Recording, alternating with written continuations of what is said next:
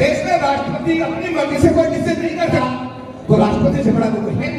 तो फिर हम आपस में जब बात करते हैं क्या कहते हैं, तू मेरे सामने है क्या, मैं उससे कम पहले तू तो बता तू क्या है, अरे तू तो बता तू क्या है। अरे भाई आपस में प्यार करो, एक दूसरे को सहयोग करो। गांव में अगर किसी की लड़की किसी लड़के के साथ चली जाती है हंसकर, हम लोग बड़े तफरी लेते हैं उसकी लड़की भाग गई, अरे उसकी लड़की नहीं समाज की बेटी गई है, हम सब बदनामी है, उसे अपनी बेटी मानिए, आप उसकी तफरी मत लीजिए। कल आपके साथ अगर ऐसा होता तो आपको बड़ा दुख होगा।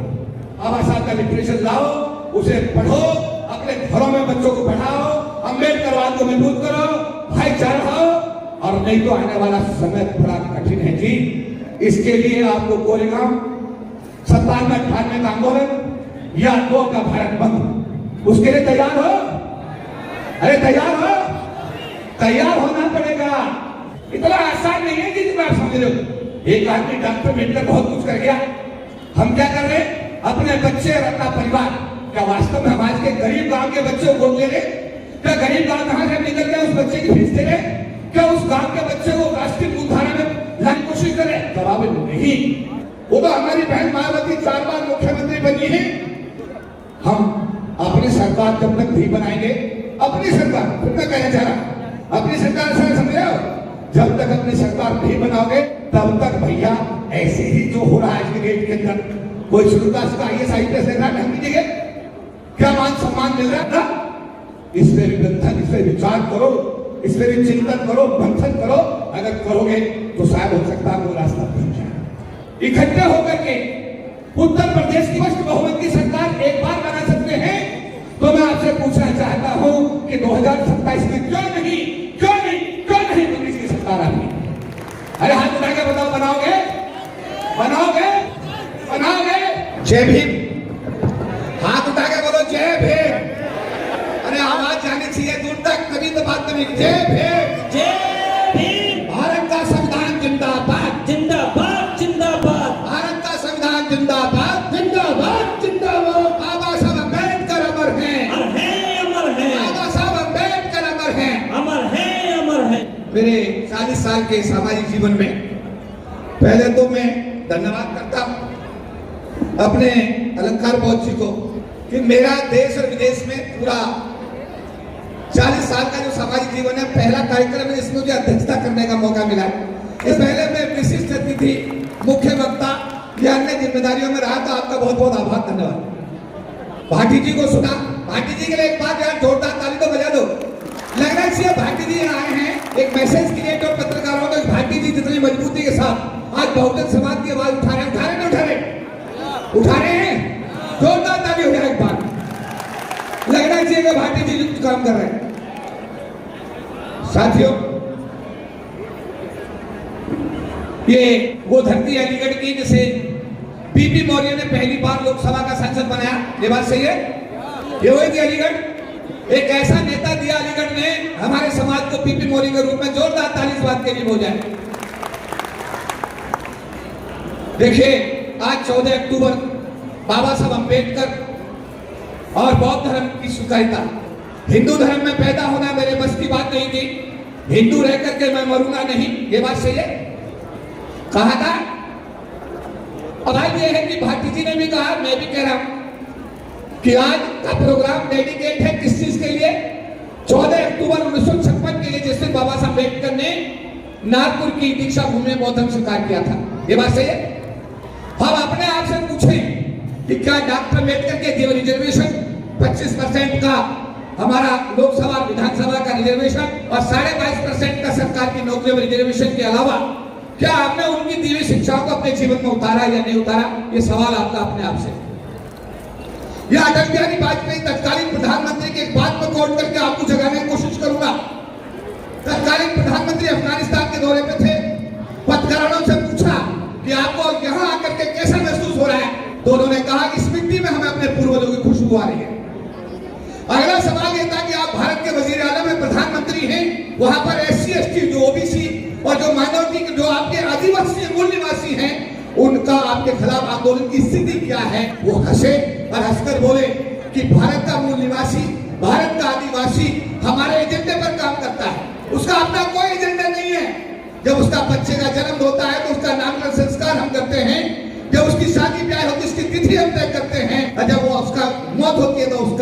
संस्कार हम करते हैं, क्योंकि भारत के आदिवासी का, मूल निवासी का अपना कोई एजेंडा ही नहीं है, इसलिए हमारे खिलाफ विद्रोह नहीं कर सकता, आंदोलन नहीं कर सकता। ये सोचने वाला सवाल है। कितने हाथ हैं उठाओ जिनमें आज भी पत्थर की अंगूठियां यहां पर मौजूद है?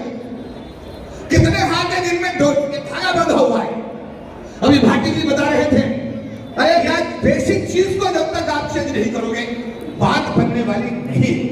97-98 आपको याद होगा जब सुप्रीम कोर्ट ने SC/ST के रिजर्वेशन को खत्म किया था, 5 आरक्षण विरोधी आदेश जारी किए थे। आप सब लोगों को हमने दिल्ली बुलाया था, बुलाया नहीं बुलाया था?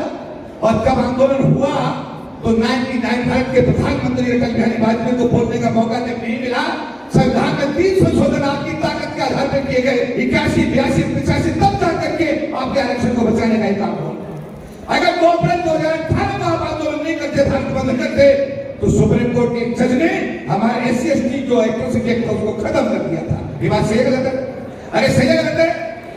और अभी हमारी बिटिया से मैं बोल रही थी बदला कि कोरेगांव की बात हो रही थी। अरे कोरेगांव ना हुआ होता और अगर 97-98-99 का दिल्ली में आंदोलन ना हुआ होता, 2 अप्रैल 2018 को अगर आपने भारत बंद ना किया होता, तो आज का नजारा कुछ और होता। हम आपस में प्रेम करते हैं क्या? एक दूसरे को सहयोग करते हैं क्या? एक दूसरे के प्रति अच्छा भाव रखते हैं क्या? नहीं रखते। एक दूसरे की बुराई करने का कोई मौका छोड़ते नहीं, बिल्कुल नहीं थे। ये हमारी कमियां हैं जिनको हमें बेसिक रूप से समझना पड़ेगा।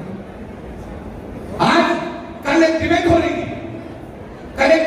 थी टीवी 9 पर, और मैंने कहा भैया ये देश हमारा है, हम इस देश के मूल नागरिक हैं, हम आदिवासी हैं, और यूनिवर्सिटी ग्रांट कमीशन ने एक व्यवस्था दी है, अभी तो व्यवस्था लागू भी नहीं हुई है, उससे पहले आपके पेट में दर्द हो रहा है। हमारे तो SC/ST एट्रोसिटी एक बाबा साहब बना कर गए, कानून होने के बाद भी हमारे समाज की बेटियों के साथ बलात्कार, हत्याएं और अत्याचार, अन्याय इस देश में चरम सीमा पर है। और तुम्हारे लिए यूनिवर्सिटी ग्रांट कमीशन ने एक छोटा सा ऑर्डर क्या पास कर दिया, एप्रीहेंशन के आधार पर तुमने बवाल कर रखा है।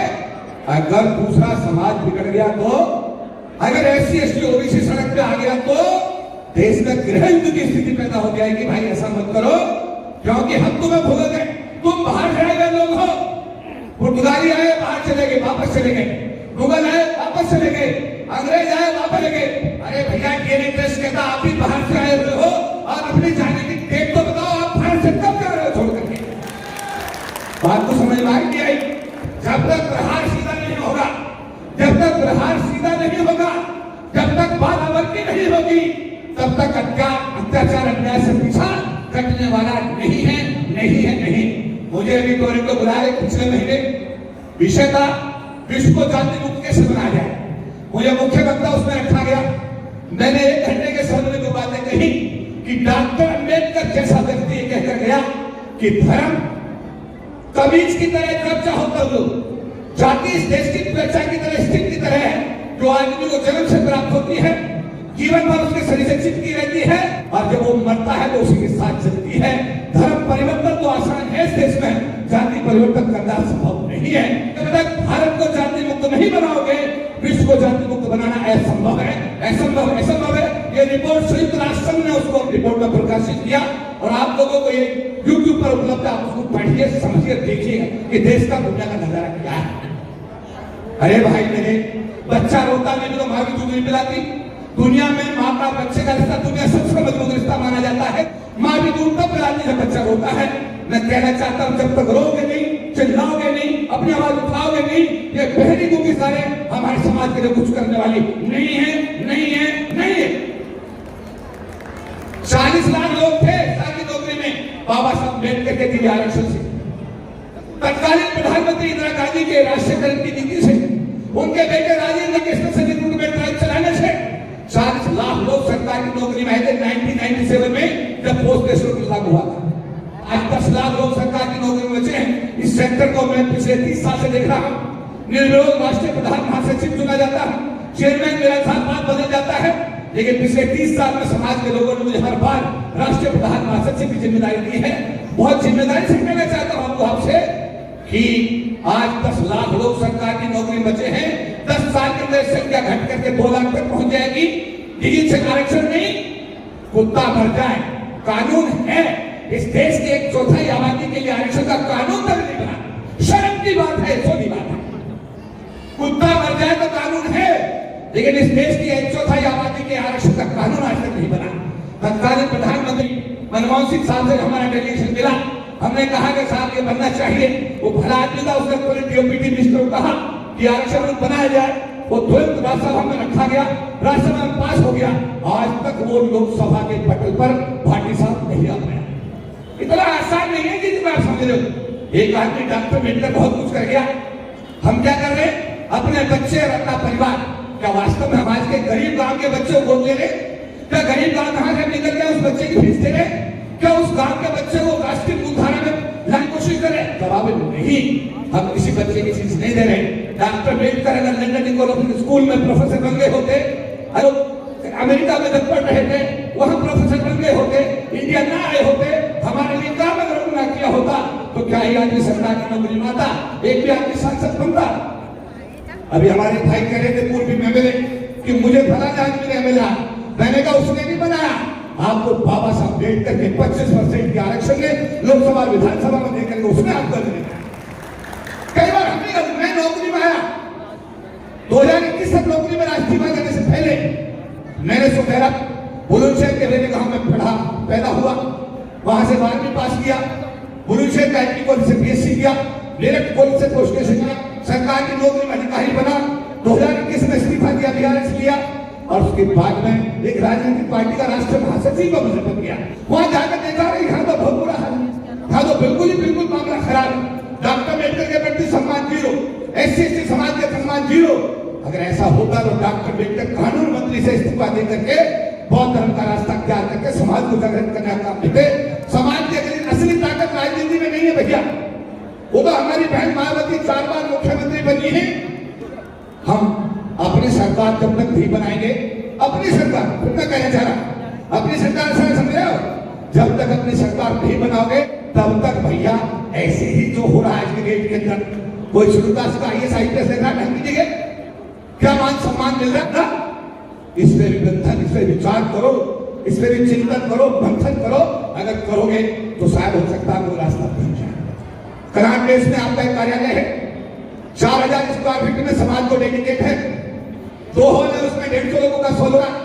जस्टिस केजरीवाल बालाकृष्ण भारत के पूर्व chief justice of India her Sunday law की क्लास लेने के लिए वहां आते हैं। समाज के हर आयु फ्री ऑफ कॉस्ट किया जाता है, वहां से समाज की एक नई दिशा निकालने की कोशिश होती है। मेरा अनुरोध है आप लोगों से, जो बच्चे लॉ कर रहे हैं वो जस्टिस केजरीवाल बालाकृष्ण की क्लास में भेजो। हर साल 20-25 बच्चे को बना करके समाज को मजबूत करने का काम कर रहे हैं।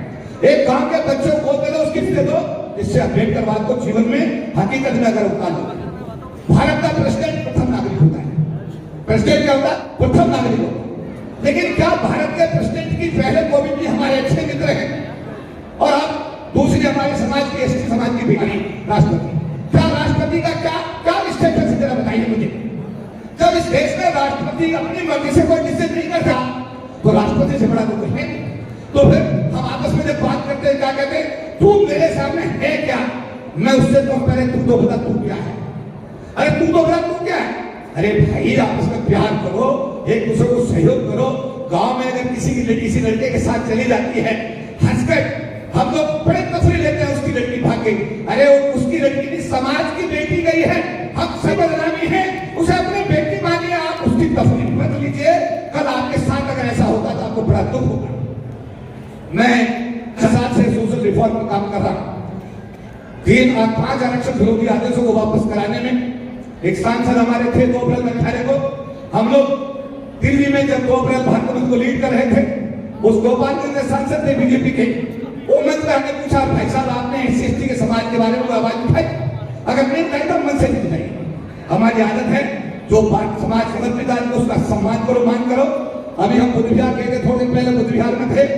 बुद्ध विहार के अलीगढ़ के बुद्ध विहार के लिए 1 लाख रुपए का आर्थिक सहयोग। अभी हम बुलंदशहर गए थे, वहां के बुद्ध विहार के लिए भी हमने 45,000 रुपया दिया। अभी गया के बुद्ध विहार के लिए हमने 1 लाख रुपया। हमारा गांव जिसका मैं रहने वाला हूँ वहां पर जो अपना अम्बेडकर है उसके लिए 1.5 लाख रुपया। एक गजोला गांव है उसकी मूर्ति के लिए 50,000 रुपया। एक झाड़ों गांव में मूर्ति के लिए 50,000 भी जो होता है। और कोई बच्चा फीस के लिए आता है आईडी की, उसके जीवन में उतारो। प्यार मैं फिर कर प्यार करो, प्यार करो, प्यार लास्ट में एक बार रवीश कुमार जी एक टीवी चैनल का उद्घाटन करने आए। समाज के सभी मंत्री, सभी वहां पर जो है बड़े बड़े लोग वहां पर मौजूद थे। उनको निवेदन गया, रवीश जी को आप अपनी बात रखिए। रवीश कुमार जी ने कहा नहीं रखूंगा, बड़ी मुश्किल से तैयार किया। उन्होंने कहा कि मैं कहूंगा तुम सुनोगे। बात मानी गई।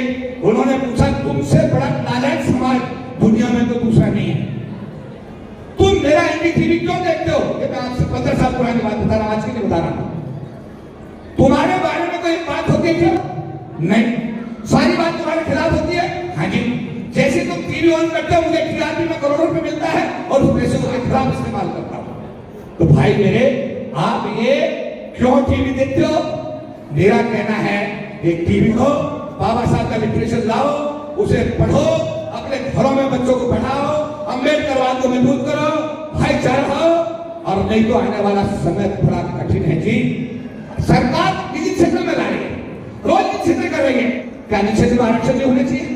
मैं आपसे पूछता हूँ, अगर सरकार की मजबूरी है निजी क्षेत्र लाना, तो क्या निजी क्षेत्र में आरक्षण के माध्यम से इस गरीब तबके को नौकरी देना सरकार की आवश्यकता होनी चाहिए? नहीं होनी चाहिए? अरे बोलो, हाथ उठाकर बताओ, होनी चाहिए? हाथ उठाकर होनी चाहिए? क्या सरकार इस समय कोई पहल कर रही है? इसके लिए आपको कोरेगांव 97-98 का आंदोलन या 2 का भारत बंद, उसके लिए तैयार हो? अरे तैयार हो? तैयार होना पड़ेगा, तैयार हो रहेगा। और नहीं तो आने वाले दिनों में आप कल्पना नहीं करेंगे, अगर 29 मेरे मामला ऐसे आगे बढ़ता चला गया तो मैं एक सोशल पेपर के रूप में बता के जा रहा हूं, बड़ा कठिन होगा इस देश के शुरू का सुधार सर्वाइवल देश के अंदर अपनी संपत्ति बचाना, अपनी बहू बेटियों की इज्जत बचाना, अपने आप को बचाना एक कठिन कार्य होगा। और जब हम इकट्ठे होकर के उत्तर प्रदेश की स्पष्ट बहुमत की सरकार एक बार बना सकते हैं, तो मैं आपसे पूछना चाहता हूं कि 2027 में क्यों नहीं कांग्रेस की सरकार आएगी? अरे हाथ उठाकर बताओ, बनाओगे? बनाओगे? बनाओगे? धन्यवाद। जय भीम।